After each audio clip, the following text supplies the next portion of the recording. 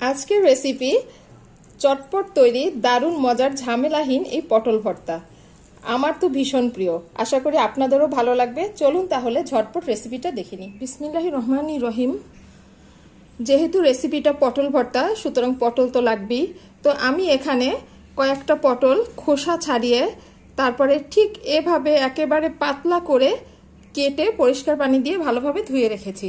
আর পটলের ভেতরে যদি বিচিগুলো বড় এবং শক্ত থাকে, সেক্ষেত্রে এই ঠিক আমি যেভাবে বিচিগুলো ফেলে নিয়েছি এভাবে কিন্তু বিচিগুলো আপনাদের ফেলে দিতে হবে। তো ভর্তাটা করার জন্য এবারে চলে যাচ্ছি পরবর্তী স্টেপে। আমি একটা ফ্রাই প্যানে সামান্য সয়াবিন তেল দিয়ে 4টা শুকনো মরিচ ভেজে নিচ্ছি। মরিচগুলো ভাজা হয়ে গিয়েছে, এবারে এগুলোকে আমি ফ্রাই প্যান থেকে তুলে নিচ্ছি। আমি একটা ফ্রাই প্যানে 1.5 টেবিল চামচের মতো সয়াবিন তেল দিয়েছি। এবারে সেই তেলের ভেতরে আমি পটলের স্লাইসগুলো দিয়ে দিচ্ছি। এবারে পটলগুলোর উপরে আমি ছড়িয়ে দিচ্ছি কিছুটা পরিমাণে লবণ। ভর্তায় কতটুকু লবণ লাগতে পারে সেই অনুযায়ী আন্দাজ করে খুব সামান্য পরিমাণে লবণ আমি পটলের উপর ছিটিয়ে দিচ্ছি। এতে করে পটলগুলো খুব ভালোভাবে সিদ্ধ হয়ে যেতে সুবিধা হবে। একটু নাড়াচাড়া করে নেব। চুলার আঁচটা কিন্তু একদমই লো করা আছে। এভাবেই আমি 1 মিনিটের মতো এই পটলগুলোকে আস্তে আস্তে নাড়াচাড়া করে নেব। মনে রাখবেন চুলার আঁচটা কিন্তু লোই রাখতে হবে। চুলার আঁচটা বেশি হলে কিন্তু পটল সিদ্ধ হবে না আর উপর থেকে পুড়ে যাবে। দেখুন 1 মিনিটের মতো নাড়াচাড়া করতেই কিন্তু পটলের কালারটা চেঞ্জ হয়ে এসেছে আর পটলও কিন্তু অনেকটাই নরম হয়ে এসেছে, যেহেতু এগুলো একেবারেই পাতলা করে কেটে নেওয়া। এই পদ্ধতিটা একদমই ঝামেলাহীন, বেটে নেওয়ারও কোনো প্রয়োজন নেই আর খুব দ্রুত হয়ে যায়। সেভাবে আমি ভর্তাটা করে দেখাচ্ছি।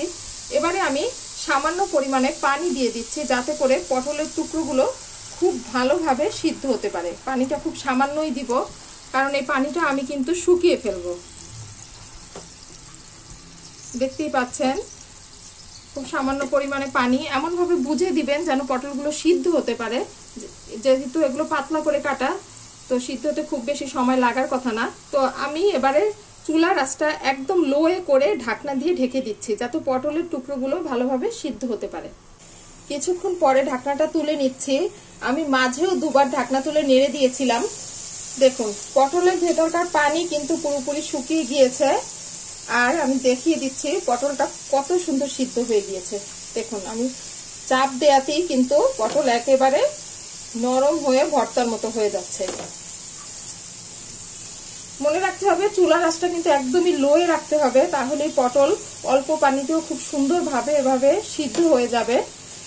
এই ভেতরে যে সামান্য একটু পানি আছে, এটুকু আমি নেড়ে চেড়ে শুকিয়ে নিচ্ছি আর পটলটাকে একটু ভাজা ভাজা করে নেব।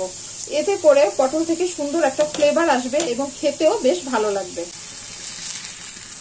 নাড়াচাড়া করতে করতেই দেখুন পটলটা কিন্তু ভাজা ভাজা হয়ে এসেছে এবং খুব সুন্দর একটা ফ্লেভার আসছে। যেহেতু আগেই তেল দেওয়া ছিল, তাই এটা ভাজা ভাজা করে নিতে কোনো সমস্যাই হচ্ছে না। আমি এই পটলগুলো আরো একটু ভাজা ভাজা করে নেব। এবারে দেখুন পটলগুলো খুব সুন্দরভাবে ভাজা ভাজা হয়েছে। এবারে আমি চুলার ফ্লেমটা অফ করে পটলগুলো নামিয়ে ঠান্ডা করে নিই। আমি যে শুকনো মরিচ ভেজে রেখেছিলাম সেখান থেকে 2টো মরিচ নিয়ে নিচ্ছি আর নিয়ে নিচ্ছি খুব সামান্য পরিমাণে লবণ। লবণটা একেবারে কম করেই নিচ্ছি, যেহেতু পটলটাকে সিদ্ধ করে নেওয়ার সময় আমি কিছুটা লবণ দিয়েছিলাম, তাই এখানে আমি খুব সামান্য লবণই ব্যবহার করছি। আর ঝালটা যার যার রুচি অনুযায়ী দেবেন, এটা তো আর বলার কিছু নেই। মরিচ দুটো ভালোভাবে গুঁড়ো করে নিলাম। এবারে নিয়ে নিচ্ছি কিছুটা পরিমাণে পেঁয়াজ কুচি।